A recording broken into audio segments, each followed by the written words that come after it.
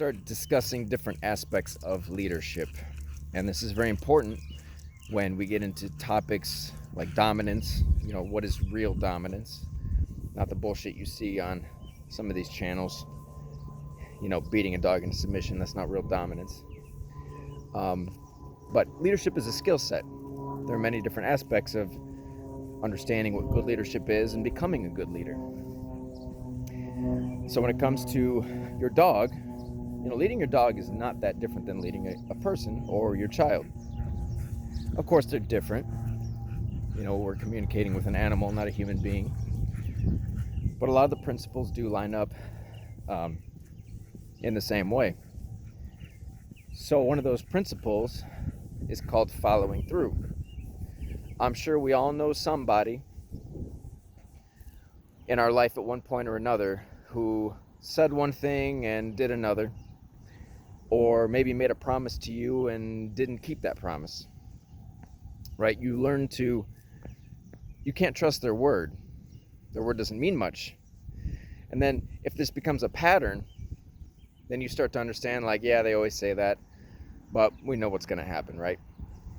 Well, the same thing applies to your dog, where if you tell your dog to do something or to not do something, and your dog understands over a period of time that you're not actually going to make them do it, then your dog's going to start to blow you off and dismiss you, right? You're losing respect in the dog's eyes, because now the dog believes that your word doesn't mean much either.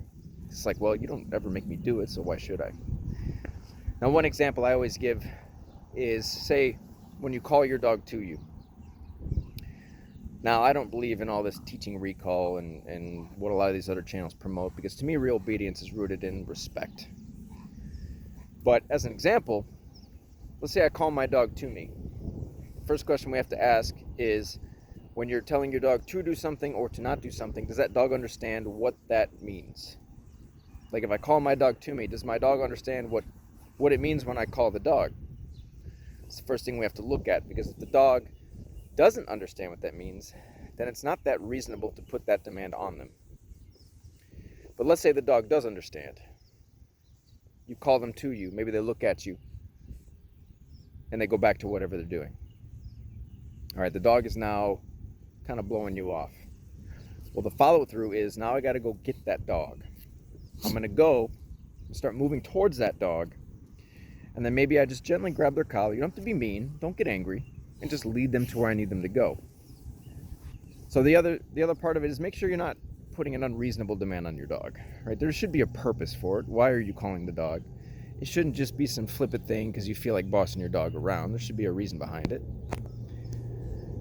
But every time you do call your dog, and remember, this is just one example. This applies to anytime you set a boundary with your dog, or anytime you're commanding your dog to do something. You got to follow through on it. And every time you follow through, you're now building respect from your dog. Every time you don't follow through and let that dog blow you off, you're going to lose a little bit of respect. So in the instance of calling your dog, the act of going to get them, if you repeat that enough times, the dog's now going to understand that, hey, when I say this, he's going to come get me if I don't do it. So I should just do it. And what you'll see is, if you repeat that enough times, when you call your dog, maybe they look at you, you just simply walking towards them will make them actually start to move towards you like you originally wanted them to do. It's a beautiful thing when you reach that level. And then you repeat that enough times, you're consistent about it, and then the dog will just come when it's called. Because, it understands that you're not going to allow it to just blow you off and be disrespectful. So this is why I always say consistent rules and boundaries which are consistently enforced become expectations. Be consistent, and then your dog will understand what's expected of it. When you reach the level where dogs know the expectations that you have of them, that's when life becomes easy.